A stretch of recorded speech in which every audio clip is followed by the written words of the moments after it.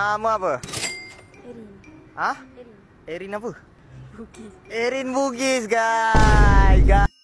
Selamat datang ke rancangan Razin Kuat Bebel, iaitu rancang... Tidur. Hah? Bukan tidur. Tak, Razin Kuat Tidur tu orang lain. Aku orang lain, ni orang lain. Umur berapa sekarang? Boleh beritahu ke? Okay, bisik lah, bisik. Guys, dia lagi tua pada aku, guys. Kalau korang rasa macam dia muda pada aku, tak. Dia tua lagi pada aku. Serius. Erin Bugis. Asal mana? Asal sini. Ya, sini tu asal mana sini tu? Sini tu banyak.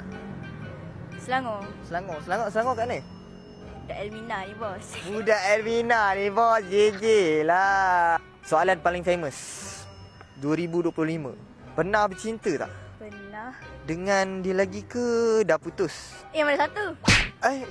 Yang mana satu? Yang mana satu pula? Yang sekarang ke yang lama? Yang sekarang ke yang lama? Yang sekarang lah, aku tak nak tanya yang lama. Nanti aku tanya yang lama kan, nanti view ni daripada 2 juta dia jadi 5 juta, 8 juta lagi. Aku tak nak tanya kenapa boleh putus dengan yang lama tu. Aku nak tanya kenapa kau stay dengan yang baru ni? Kenapa kau pilih dia? Kenapa kau hargai dia sangat-sangat sekarang? Dia lain daripada lain. Maksudnya dia lain daripada lain tu macam mana? Dia baik lah. Dia baik, dia tak sama dengan sebelum ni lah. Dia tak sama macam yang sebelum ni. Memang tak sama langsung. Lain lah, lain. Contoh, kalau yang baru ni, aku tak nak yang lama lah. Contoh kalau yang baru ni, tengok video ni sekarang, lalu FYP dia sekarang, apa yang Erin Bugis nak cakap dekat dia? Bibi kerja elok. Saya setiasa dengan Bibi.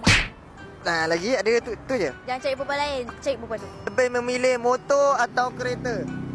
Motor. Okey.